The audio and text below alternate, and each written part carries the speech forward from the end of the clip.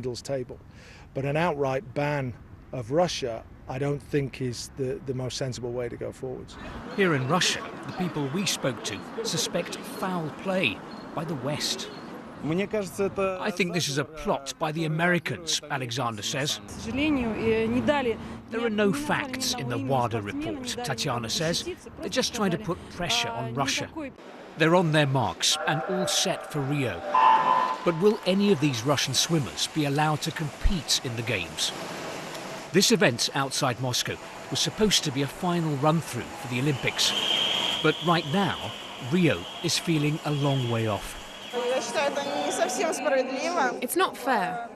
We train hard, we put in the effort. But the decision on whether we go to the Olympics doesn't depend on us. We're really worried. It's interesting that all around the swim corps are these anti-doping posters. This one says, only you bear responsibility for doping getting into your body. Here it says, don't drink from unchecked sources. Don't accept a glass of water, even from one of your team members. And down at the bottom, don't listen to all the advice you may be given. A decision to ban the entire Russian Olympic team would be a personal blow to President Putin. He likes to be seen as the most sports-friendly leader Russia has ever had. The Kremlin leader has brought major international sporting events to Russia, and achieving sporting success has been a priority. But at what cost? Russia has been called a cheat and risks being excluded from the biggest sporting event in the world. Steve Rosenberg, BBC News, Moscow.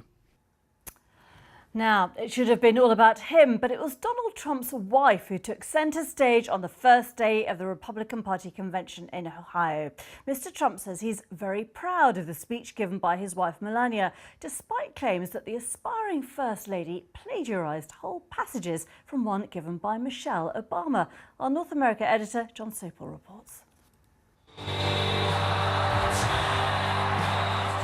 The entrance of Donald Trump was like something out of a sci-fi movie, but by the end of the evening, it had become a horror show.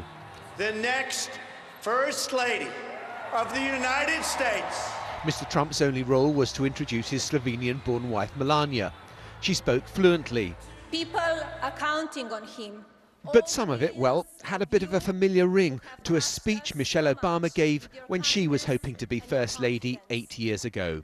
Your word is your bond, and you do what you say and keep your promise. That you treat people with respect. That your word is your bond, that you do what you say you're going to do.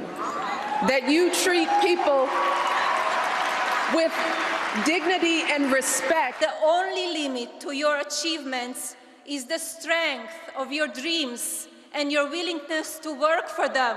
The only limit to the height of your achievements is the reach of your dreams and your willingness to work hard for them. Last night's convention hall triumph is today's public relations catastrophe, with Melania Trump the butt of all sorts of jokes on social media. You know, the sort of thing. I'd like to thank my speechwriters, copy and paste. But this isn't Melania Trump. It's about the perception of a Trump campaign that is chaotic and dysfunctional. And as a result, the recriminations are flying. So should heads roll? A question I put to Dr. Ben Carson, former presidential hopeful and now close advisor to Donald Trump. If they were verbatim, then probably the speechwriters need to be kicked? Not kicked, but perhaps re-educated. Sacked? But first of all, you have to prove that they were verbatim. It was pretty close to verbatim. The odd Wait a word. minute, you said pretty close. But let's end with a bit more Melania Trump that definitely wasn't plagiarised, but now seems strangely prophetic. It would not be a Trump contest without excitement and drama. But it was drama the Republican Party was hoping to do without this week. John Sopel, BBC News, Cleveland. Well, from the Trumps to Boris, and Britain's new Foreign Secretary Boris Johnson has said it would take him too long to apologise individually to every person he insulted before he took up the post last week. At a press conference today with his American counterpart John Kerry, both aimed to look diplomatic. In all your years as a statesman, have you ever come across anybody quite like Boris Johnson. Our ambassador, the EU in Brussels, who I just spent the evening with the other night, had the privilege of going to Oxford with Boris Johnson.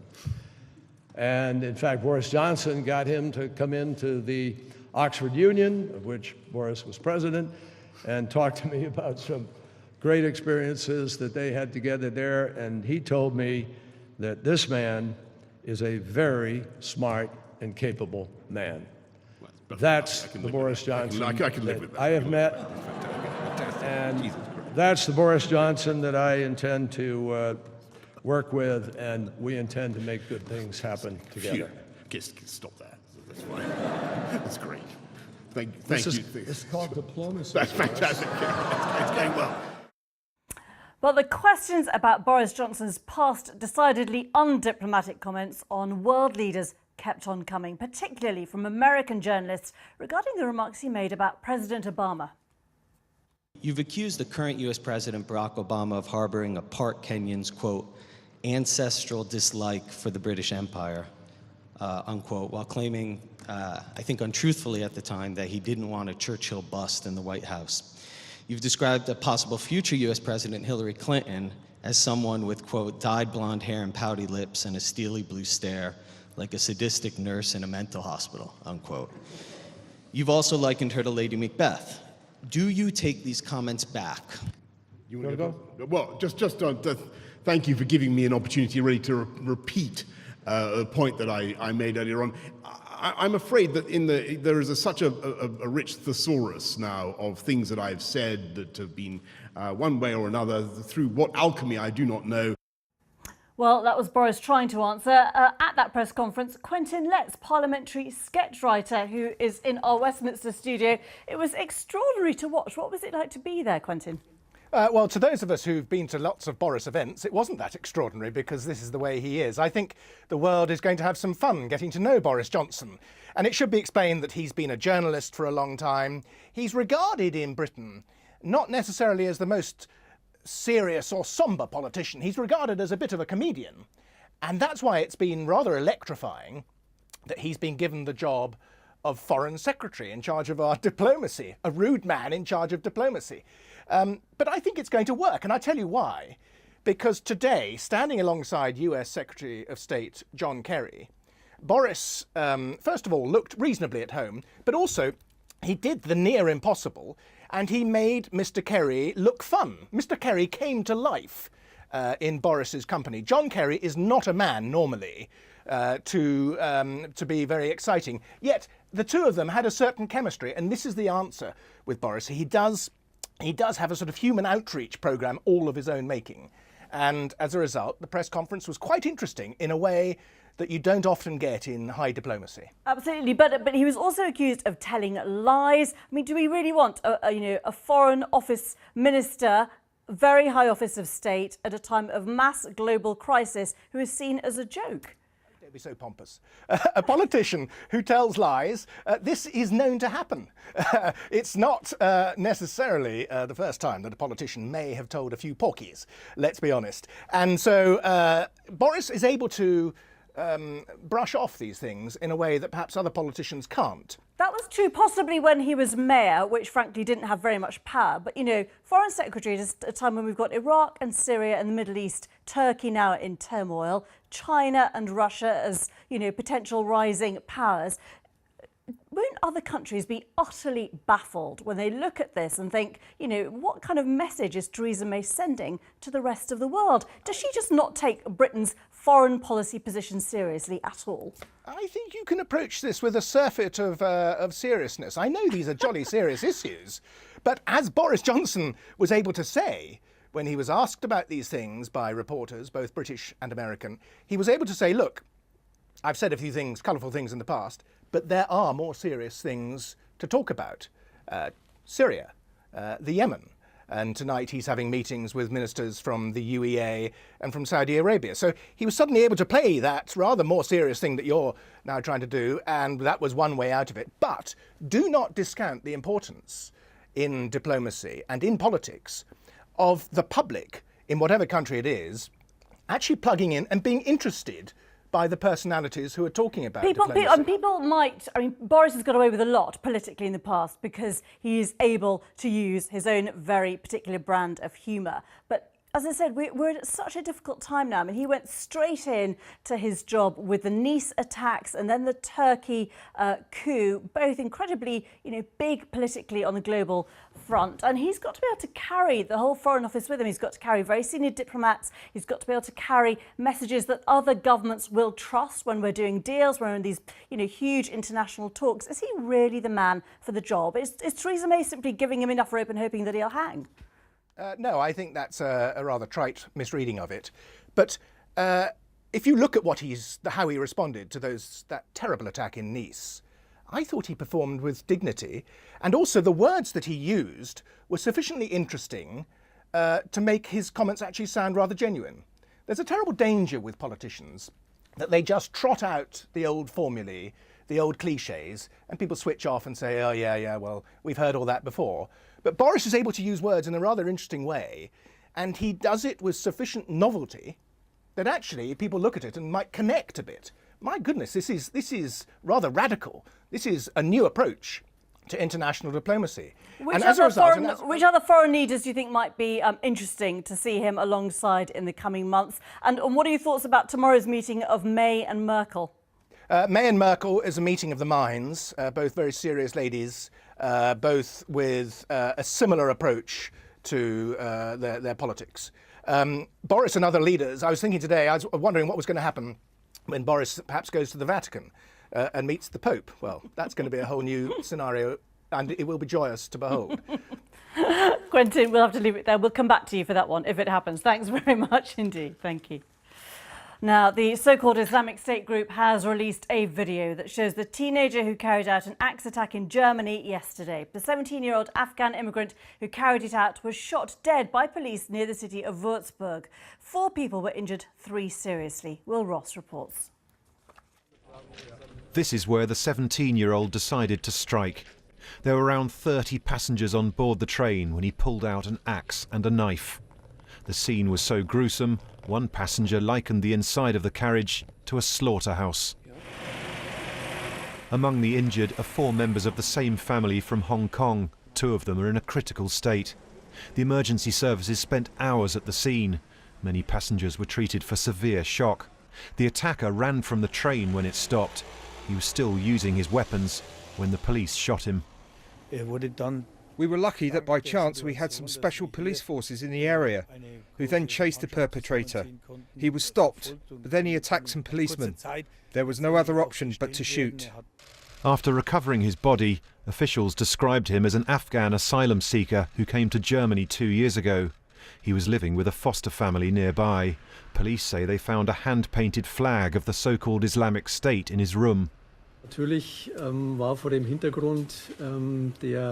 Naturally, given the background of what the attacker said yesterday on the train and when getting off the carriage of calling Allahu Akbar, this is the first suggestion that it could be a politically motivated deed. The prosecutor suggested the attack could have been prompted by a recent event back home. On Saturday, before the attack, he received the news that a friend of his had been killed in Afghanistan. IS has released a video in which it names the man as Muhammad Riyad. Brandishing a knife, he describes himself as an IS soldier preparing for a suicide mission. Last year, Germany welcomed more than 1 million migrants, mainly from war-torn countries. The fact that the attack in Bavaria was carried out by a young, unaccompanied refugee has triggered further debate on how best to deal with the migrant crisis. As his home is searched, the police are trying to find out more information that will help explain what shaped the attacker's extremist views. How to keep people safe is the big challenge, because it's hard to stop one person who's hell-bent on causing bloodshed. Will Ross, BBC News. Now let's look at some of the day's other news. And here in the UK, Angela Eagle has pulled out of the Labour leadership contest. She stepped aside in favour of the only other candidate standing against the current leader, Jeremy Corbyn. Owen Smith is Labour's former Work and Pension Secretary and now hopes to unite the party behind him. A Brazilian judge has ordered wireless phone carriers to block access to WhatsApp indefinitely, starting on Tuesday. It's the third such incident against the popular phone messaging app in 8 months. The reason for the order is not known due to legal secrecy in an ongoing case. The International Monetary Fund says the British referendum vote to leave the European Union has depressed the world economic outlook. In a new report, the IMF has downgraded its forecast for global growth to 3.1% this year and 3.4% in 2017, a slight reduction, but admits it's still early to be certain. Well, the repercussions of Brexit are being felt in other areas. It appears the vote to leave is already having a negative impact on research. Scientists have told the BBC they are now being excluded from research projects paid for by the EU and are having to cut jobs as a result. Our science correspondent Palak Ghosh takes a closer look. British science was one of the biggest winners from membership of the European Union, receiving £850 million a year, far more than we put in. Now, within weeks of the referendum, there's evidence that that money is beginning to dry up. Nick Wright had planned to work alongside other European scientists on a number of projects to discover how stars form, but now they don't want to include him because they think that they won't get European funding if a British academic is involved. We're going to start to be frozen out of big projects, I think. We're going to find that our collaborators in Europe are looking elsewhere for people to collaborate with, and that might mean we're not at the table when big discoveries are made. This small engineering company depends on European Union money. Their latest project is to improve rocket thrusters for the next mission to Mars. The firm has received grants from the European Union Scientific Research Fund, called Horizon 2020, for decades. But following the referendum, they'll have to cut 2 jobs. There's no more money in the pipeline. Short answer is it's stopped. Interest from partners, European partners, for involving us in their projects has basically dried up. So why does all this matter? Well, scientific research creates hundreds of thousands of jobs. But what's more important is that that highly skilled workforce attracts some of the biggest and best companies in the world, and they employ millions of people all across the country. The European Research Council, which funds projects throughout the EU, said researchers based in the UK are eligible for grants until the UK leaves the EU, and that until then, European law still applied, meaning British scientists could continue to participate and receive funding in Horizon 2020. The message today from all 7 of the UK's national scientific, engineering and medical academies is that Brexit is already beginning to hurt.